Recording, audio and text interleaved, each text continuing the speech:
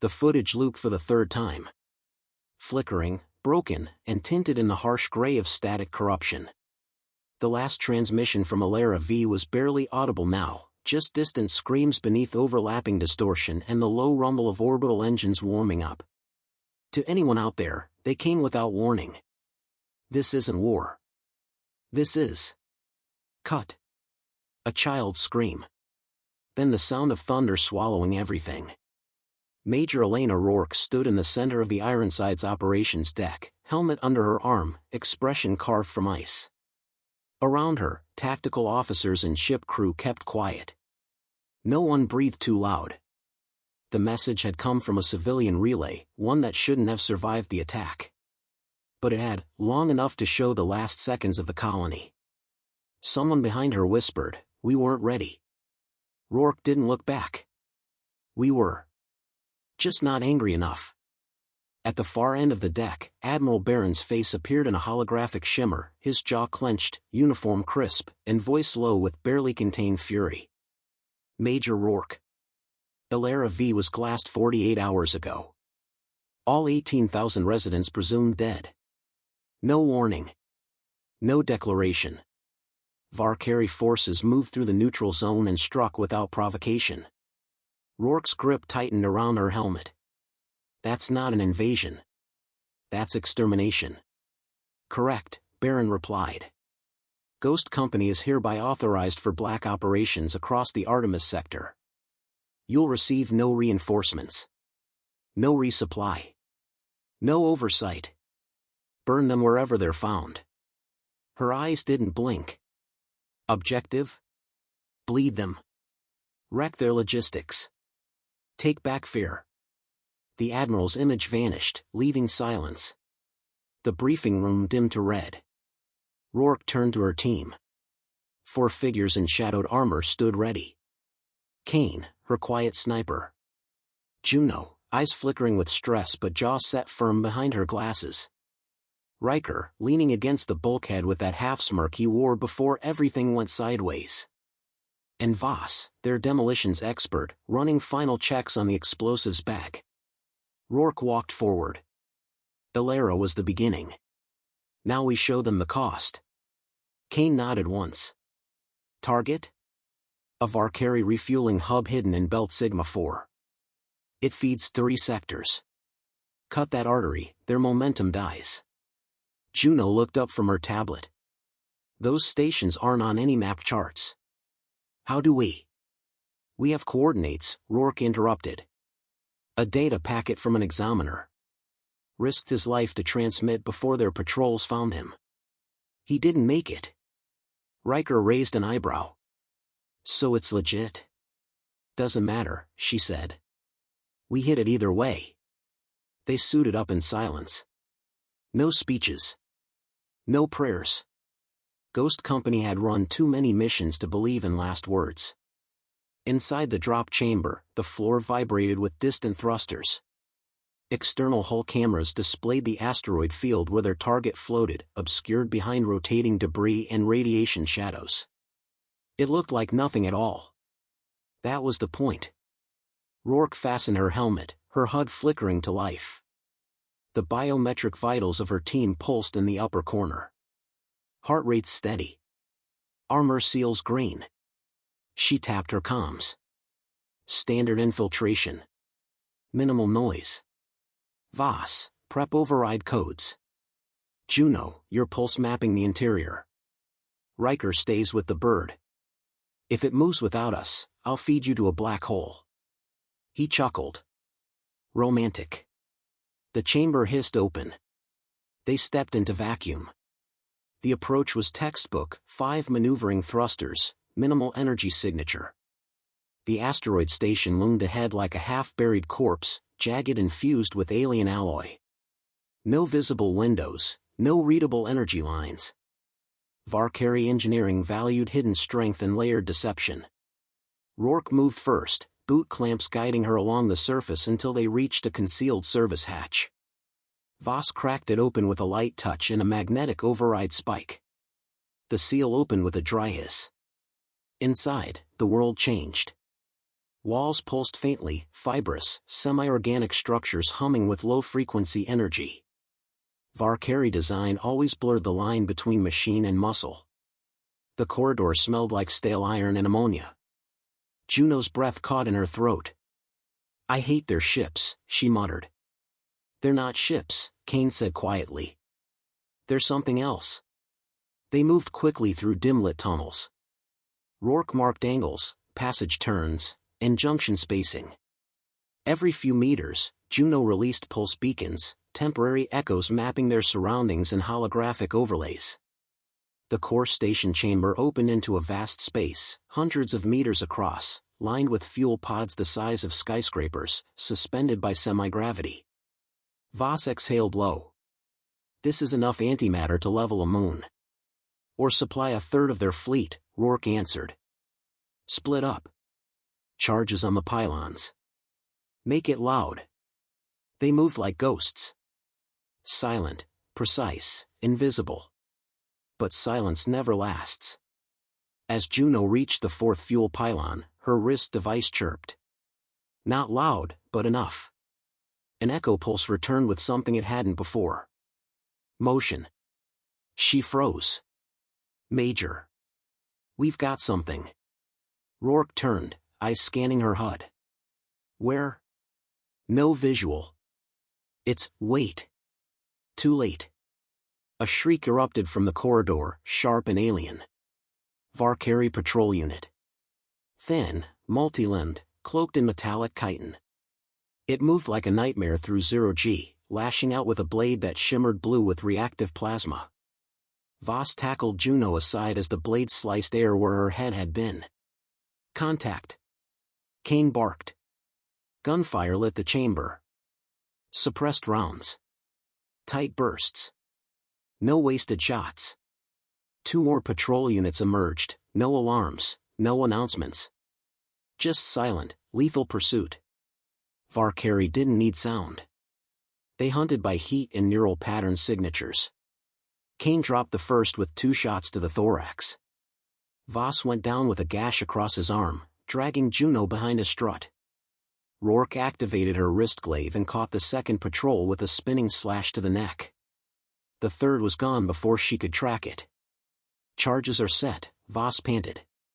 "But we need to go, now." "Riker, prep exfil," Rourke ordered. "We've stirred the hive." As they bolted for the access hatch, Juno stopped. "My pack, the relay." "No time," Rourke snapped. "I can't leave the mapping logs." Rourke glanced back. The Valkyrie body was twitching, regenerating. She made the call. 10 seconds. No more. Juno yanked the data pack from the wall, sprinted back. They sealed the hatch and launched into vacuum, using their suits' final boost charges to reach the Ironside.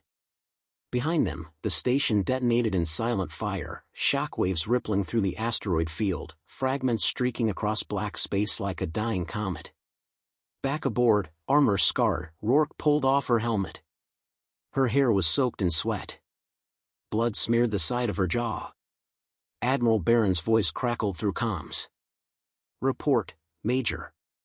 1 station neutralized. Minimal casualties. No survivors." There was a pause. "That's 1 artery cut. 17 to go." Rourke didn't reply. She looked at her team, Juno trembling, Kane reloading with hands too steady, and Voss nursing his injury. Then she looked out the viewport, to the place where Alara had once shone in the void. "They started this," she said quietly. "We'll make sure they remember why it was a mistake." The Ironside drifted just outside the outer ring of Belt Sigma 4, half hidden behind a radiation-scarred moon fragment. Her black hull shimmered faintly as the active cloaking system adjusted to the shifting stellar winds. Inside, Ghost Company stood in the belly of the beast, prepped, armed, and silent. Major Elena Rourke stared at the mission map glowing on the central holodeble. The station wasn't just a refueling point, it was a logistical artery feeding 3 frontline Valkyrie fleets. Without it, their next phase would stall. She traced its layout with her finger, memorizing the approach corridors, fallback routes, escape vectors. Same config? Kane asked. Rourke nodded. Juno leads mapping. Voss preps the charges. I take point. We go in silent, out burning. Riker leaned on the doorframe, chewing dried ration fruit with that same reckless smirk. No pressure, huh? Rourke didn't answer. She didn't need to. This wasn't about pressure. It was survival measured in millimeters and seconds. Juno adjusted her wrist pad, voice low. Radiation here's stronger than the last op. I've patched filters, but the pulses might throw off our scanners. We improvise, Rourke replied. Story of our lives, Voss muttered, shouldering the pack of plasma charges. The launch tube hissed open, revealing the cold dark beyond. The station floated 5 kilometers away, embedded in a slow-rotating chunk of iron and ice. Its outer shell was smooth, seamless, devoid of windows or lights. Valkyrie preferred their structures hidden and hardened, wrapped in artificial void signatures. Let's knock, Rourke said. The 4 launched in tandem, thrusters silent, trajectory aligned to mask them behind the asteroid's spin. Radiation spikes flared in their visors, but their suits compensated with autoshield flares. The closer they got, the more unnatural the Valkyrie installation looked, like a metallic tumor growing from the rock. At the hull, Rourke's gloves magnetically locked to the surface. She felt the faint hum beneath, subterranean reactors, life systems, movement. Voss deployed the laser cutter, carving a clean ring around a side panel. The metal hissed and curled like scorched paper. Seconds later, they were inside. The corridor felt more like an esophagus than a hallway. Blackened muscle fiber walls pulsed faintly, oozing condensation. The air was heavy, thick with the scent of ozone and processed methane. Alien lights, dim amber orbs, lined the ceiling in long curves. Everything about the Valkyrie design was organic, disorienting. Visual echo feed online, Juno whispered. Her scanner projected a 3D overlay into their visors, blurry, incomplete, but enough. Rourke motioned forward. Stay tight. If they see us, they won't call for help. They'll try to dissect us. They passed what looked like storage pods but felt more like cells. Inside were rows of stacked stasis sacks, some still pulsing faintly. Juno glanced through the viewport, swallowing. Those aren't fuel reserves. No, Kane said. They're cloning vats. A sudden spike on Juno's pad halted them. Her eyes widened. Multiple heat signatures, moving. 30 meters west. No alarm triggers, just patrol drift. Rourke motioned for silence. They crept through the artery, past strange vertical pods marked with Valkyrie glyphs, until they reached a pressure junction. Voss tapped a charge into place, barely the size of a canister, but dense with destructives. One down, he whispered. 3 more go. They split in twos. Rourke and Juno veered down one conduit, Kane and Voss the other. The ambient hum thickened, deeper now, vibrating bone. Juno kept her head low, eyes scanning each new fork like a nervous animal. Why do they build like this? She muttered. To confuse, Rourke replied. And to make sure you never feel like you belong. They planted the second charge beside a massive gravcore cylinder that throbbed like a living heart. Juno's voice dropped lower. Something's wrong. Before Rourke could respond, her visor blinked red. Motion, too close. Pull back, she said. A sharp clatter behind them. Not footsteps, claws on steel. Rourke turned. A Valkyrie enforcer stood at the end of the hall, tall and insectoid, arms split into jointed blades, its face a plate of reflective chitin. Its eyes, small and liquid, saw too much. It didn't scream. It just moved. Rourke fired. Rounds tore through air as the Valkyrie closed the distance in a blur. Rourke sidestepped, dropped, fired again. Juno ducked behind a conduit, her pulse gun shaking in her hands. The alien lunged at Rourke, too fast, too quiet. She met it mid-lunge, drove her gauntlet blade up into its throat, twisted hard. Black ichor sprayed. The thing shrieked in frequencies that stabbed like knives into her skull. It died thrashing. "Charges are armed," Kane's voice crackled. "We've got more incoming." "Fall back to the breach point," Rourke ordered. "Now." They ran. Sirens hadn't sounded, but the station's temperature climbed rapidly, Varkari internal alarms triggering thermal responses instead of audio. The walls glowed faintly red. Vents hissed steam. The structure was alive and reacting. As they neared the exit route, another patrol appeared, this one smaller but faster. Voss fired a shotgun at point-blank range, blasting the creature off the ceiling. Its body curled in midair and splattered against the wall, twitching. 2 minutes to detonation. Juno shouted. Riker's voice cut through comms. "Your signal's spiking. You've got 1 shot to break out, airlock cycling now." They reached the hull breach with seconds to spare. Rourke shoved Juno through first, then turned and fired one last volley into the shadows. The Varkari didn't scream. They never did. But the hiss of limbs scraping toward her still echoed in her helmet. She dove through the breach as the first explosion ruptured the corridor. Outside, their suits flared emergency thrust. The Ironside opened its bay doors just wide enough to swallow them. Inside, gravity returned like a slap. They hit the floor hard, rolling. Rourke pulled off her helmet. Her jaw was clenched. Black ichor painted her shoulder plate. Across from her, Juno curled forward, heaving air. Voss collapsed back, chest heaving, armor dented. Kane just leaned against the wall, quiet.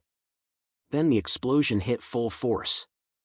Through the rear viewport, the station bloomed into fire, a silent blossom of red and silver ripping the asteroid into chunks. Rourke stood slowly, watching it burn. Admiral Barron's voice came over encrypted comms. "Status? Target destroyed," she said. "Minimal injuries. All charges detonated. Intel confirms. Varkari supply disruption confirmed in the Andera line. Whatever you did, it worked." Rourke turned from the screen, stripped off her gloves, and looked at her team. "They'll come looking now," Kane said. "Let them," Rourke replied. "Now they know what we're capable of." Juno sat upright, still pale. "We're not soldiers to them. We're experiments." "We're reminders," Rourke corrected. "That they picked the wrong species to provoke." She looked once more through the viewport, where the flames of the destroyed station faded into drifting debris. "One artery down," she murmured. "We keep cutting." Rourke stood over the drop rack, armor half-sealed, eyes locked on the mission schematic hovering above the table. Behind her, the lights of the Ironside flickered faintly, another software patch compensating for radiation damage from the last operation. They'd barely had time to rearm. Her team wasn't at full capacity, but there was no pause button in this war. The next target wasn't a fuel hub. It was a fleet drydock in orbit above Akar Prime, a planetary graveyard long abandoned by any living thing. The Varkari had retooled it as a dreadnought cradle, assembling siege ships big enough to blot out cities. According to intercepted transmissions, one of their new command vessels was almost complete. Rourke tapped the mission start command. The map minimized. The moment had arrived. Riker was first to break the silence, flipping a ration bar between his fingers. "So, final op?" "No," Rourke replied. "Just the worst one so far." Voss tightened the strap on his gauntlet, then paused. "Odds of us getting out?" Kane, leaning against the hatch, answered flatly. "Low." Riker smirked. "Better than usual, then." Rourke looked them over, one by one. No one was pretending. They knew the stakes. They didn't need speeches. Just the truth. "This drydock is one of 3 left," she said. "We bring it down, we cut their ability to build new fleet cores for 6 months, minimum. That's 6 months our colonies won't burn." Juno adjusted her scanner rig. "They'll have tighter patrols. AI response patterns. No more slow reflexes like before." "Which means we don't linger," Rourke replied. In. Load. Detonate. Out. Riker's expression softened for a moment. He tapped his chest plate twice, the team's version of knocking wood. If I bite it, bury me in orbit. I've always wanted a view. You'll get recycled into a missile shell, Voss muttered. Riker laughed. It wasn't brave. Just real. The Ironside deployed them in low orbit under a false radiation surge. The drydock loomed ahead, like a skeletal hand reaching from the planet's gravity well. Constructed from scavenged parts, it bristled with repair arms and folded hull plating. Shield nodes glimmered faintly around its perimeter, masking the interior. They drifted in, embedded in the sensor blind spot, riding the residual heat wash from a passing asteroid. It was suicide. If even one of the Valkyrie surveillance arrays caught a trace, the entire orbital net would close. Inside, the station's infrastructure was wider than any they'd seen before. The core ship, barely complete, was suspended in scaffolding, black and jagged like a knife carved from void. As they breached the docking shell, Rourke whispered into comms. Split by sectors. Juno, map the eastern rail. Kane, eyes on sniper lanes. Voss with me on charge placement. Riker. Already on standby, he cut in. If this turns into a sprint, I'll keep the engine hot. The halls were colder than expected. Silent. Not empty, just waiting. The deeper they moved, the more the lights dimmed. Rourke's visor adjusted every few seconds, flickering between spectrums. Thermal outlines showed power signatures but little movement. Too quiet, Kane muttered. Maybe they don't expect anyone this deep, Juno offered. No, Rourke said. They expect we're dead. They reached the ship's lower decks, pylons fed plasma conduits into the hull, while fusion cores blinked behind reinforced bulkheads. Rourke and Voss worked fast, placing charges at each major line, calibrating for chain reaction instead of pure blast force. Juno's voice cracked through the comms. I've got movement. 4 hostiles. No drones, pure blood soldiers. Heading to Sector 9. Kane followed up instantly. 1 sniper nest compromised. They've changed patrol patterns. Quicker. Sharper. Rourke swore under her breath. They've adapted. Before anyone could react, alarms lit the interior red. No sirens, just a pulse. Like a heartbeat. They saw us, Voss said. How? They didn't, Rourke muttered. They felt us. The Valkyrie didn't use sound the way humans did. They used proximity distortion, neural interference, microgravity shifts. They hadn't detected a breach, they'd sensed a pattern out of place. Kane opened fire first, tight shots down a corridor.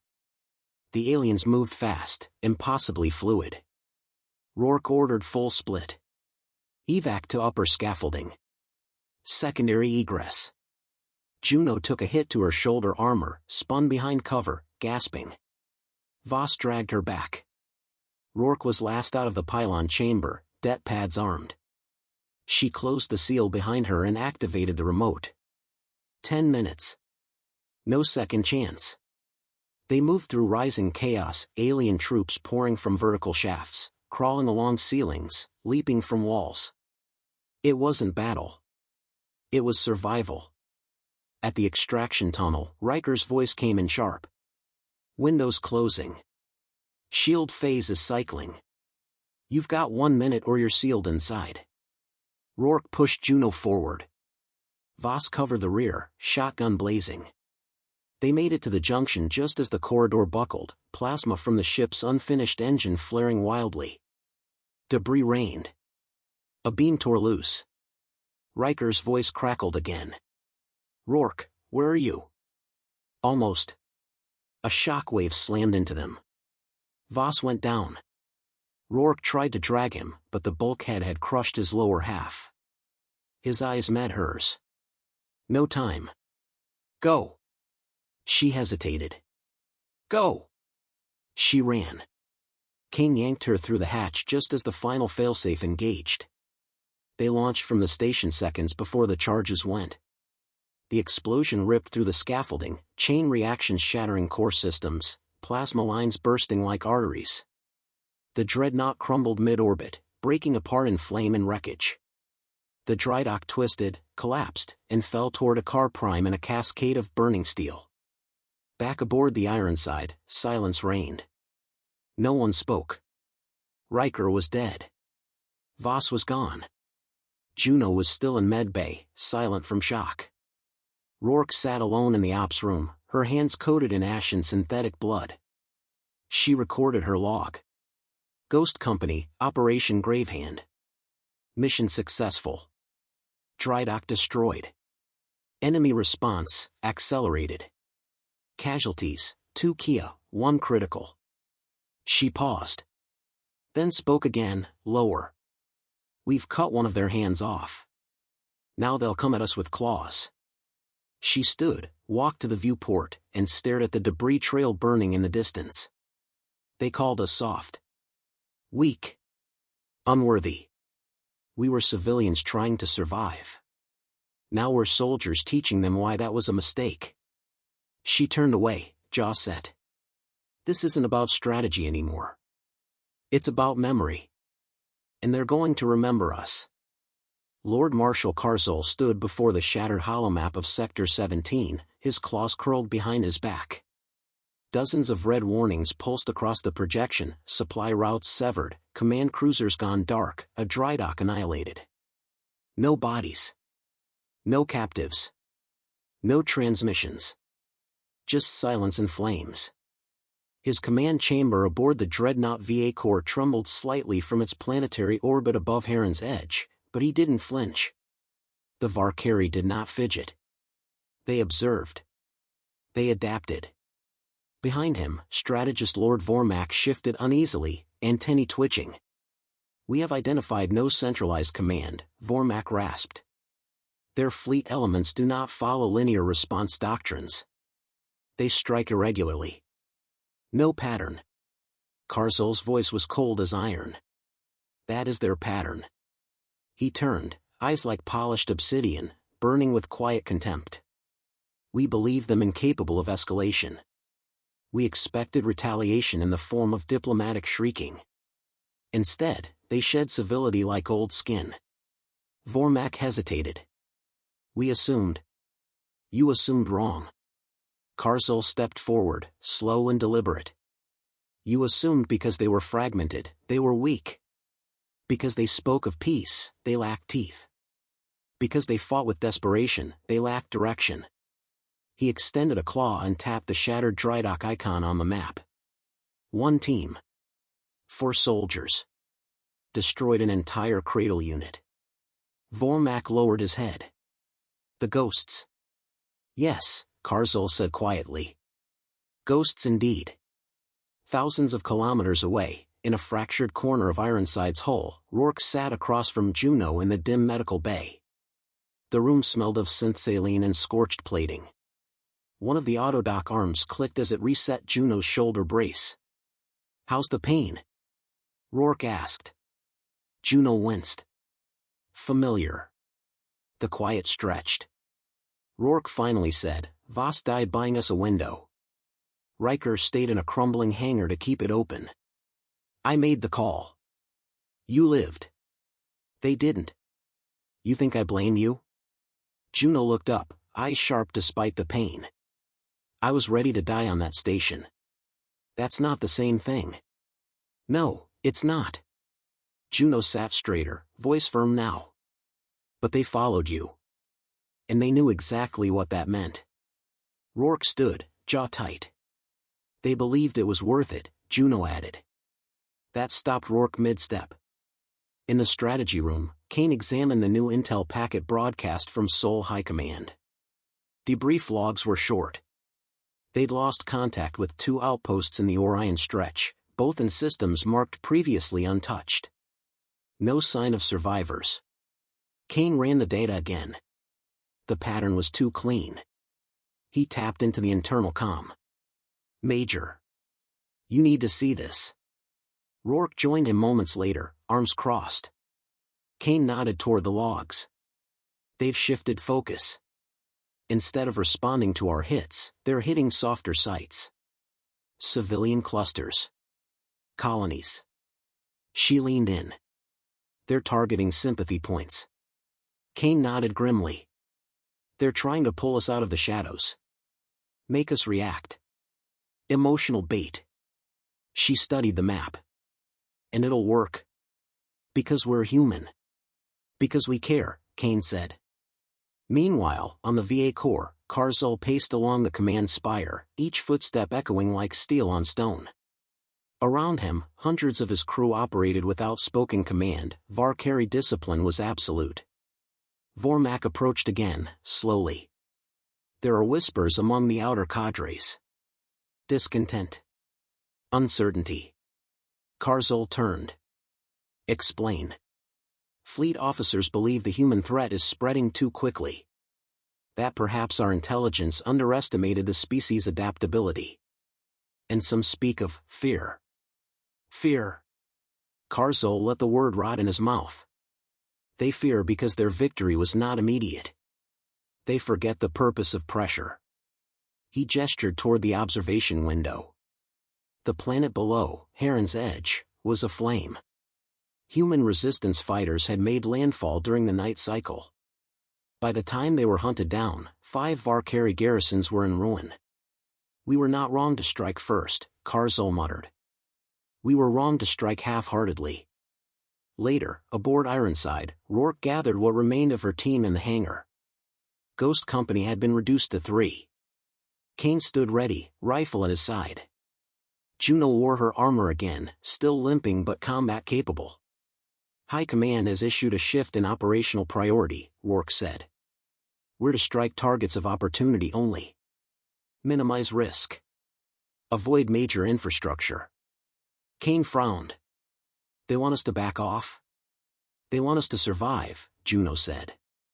Rourke stepped forward. I say no. They both looked up. This is where we either go silent, she said, or we make them bleed. A long pause. Then Kane smiled faintly. Thought you'd say that. Inside his meditation chamber, Karzul stood before an artifact, a relic of his ancestors, a jagged obsidian blade encased in crystallized memory stone. He placed 2 fingers on its surface. Dominion is not declared. It is demonstrated. The old words whispered into his bones. But as he closed his eyes, another image intruded, one uninvited. A human face. Scarred. Defiant. He had never met this woman. But her face haunted his briefings. Her destruction was too precise, her pattern too deliberate. She was no random element. She was a tactician. And she was winning. He opened his eyes. No more hesitation. He activated a private comm. Mobilize Task Force Vera. Track the Ghost Company. Burn their vessel. Salt the wreckage. I want her corpse on my bridge. Far away, Rourke sat alone in her quarters, arms wrapped around her knees, staring into nothing. A small chip sat on the table before her, Riker's last flight log. It was short. Just a few seconds of cockpit feed, his voice low. Hey, Rourke. If this reaches you, I'm guessing I didn't make it.